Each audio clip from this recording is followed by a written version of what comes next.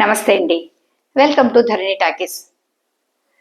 మనకి స్వామి వివేకానంద మన ఆస్తి, మన చరిత్ర, మన భవిష్యత్తు అని చెప్పుకుంటూ ఉంటాం. భారతదేశ చరిత్రని, గతిని, స్థితిని మార్చిన మహోన్నత వ్యక్తిత్వం వారిది. వారు చాలా భిన్నమైన రీతిలో ఆధ్యాత్మికత గురించి యువతకి బోధించారు. మన ఆలోచనల్ని, మనల్ని వ్యక్తిత్వ నిర్మాణం ద్వారా ఆధ్యాత్మికత, లోపలున్న ఆత్మని ఎలా చూసుకోవాలో అని గైడ్ చేస్తూ ఉండేవారు కదా.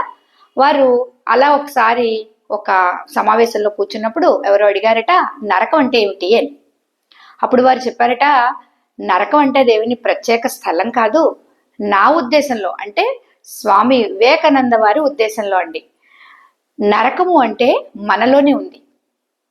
నరకం అన్న దాన్ని సృష్టించేది ఎవరు అంటే మన మనస్సు.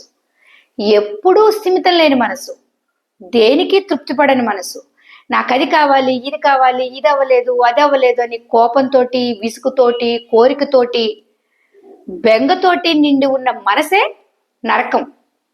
ఆ మనసు అలాంటి ఆలోచనల మధ్యలో ఇరుక్కుపోవడమే మనం నరకంలో పడిపోవడం.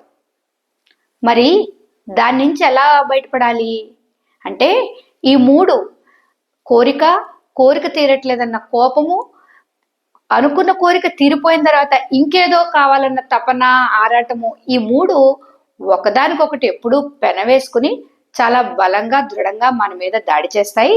అవి ఎప్పుడు వాటి ఉచ్చులో మనం ఉండాలని కోరుకుంటాయి. కాబట్టి వాటికి అందకుండా పరిగెత్తటమే, వాటికి అందకుండా ఉండడమే లక్ష్యం అన్నారట. వాటికి అందకుండా ఎలా ఉండగలగడం?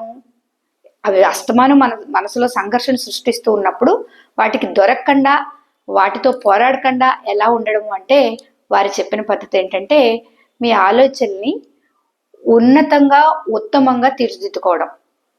అంటే మనల్ని మనం ఎప్పటికప్పుడు ఏ స్థితిలో ఉన్నామో చూసుకోవడం. రెండోది, ఏ విషయం పట్ల, దేని పట్ల, ఇంకా తీరని దాని పట్ల, తీరిపోయిన దాని పట్ల కాకుండా మన దృఢమైన వ్యక్తిత్వాన్ని, పట్టుదల కల వ్యక్తిత్వాన్ని మనం సంపాదించుకోవటం లేదా నిర్మించుకోవటం. అలాగే ఏ విషయాన్ని ఎంతవరకు ఆలోచించడం పట్ల మనకి విజయం లభిస్తుందో, అంటే విజయం కోసం తీసుకువెళ్ళే, మన ఉన్నతమైన మార్గంలో తీసుకువెళ్ళే విషయాల పట్ల ఎక్కువ దృష్టి పెట్టడం, బాధని, చిరాకుని కలిగించే వాటి పట్ల కాకుండా. ఇలా చేస్తే గనక మనం ఆ నరకం అనే ఉచ్చులోంచి పడకుండా, నరకం అనే ఉచ్చు మనల్ని లాగకుండా మనం మనలా ఉత్తమంగా జీవించగలమన్నట్ట స్వామి వివేకానంద. ఇప్పుడు పిల్లలందరూ, ఇప్పుడు పిల్లలనే కాదు, ఎవరైనా ఆకర్షణలు అనుకోండి, బయట కనిపిస్తున్న, అస్తమాను కనిపిస్తున్న వాటి వల్ల ఇంకేదో కావాలి అని కొత్త బాధలు, బెంగలు కొని తెచ్చుకుంటూ ఉన్నారు. మీకు వీలైతే రామకృష్ణ మఠంలో వివేకానంద వారి రచనలు దొరుకుతూ ఉంటాయి.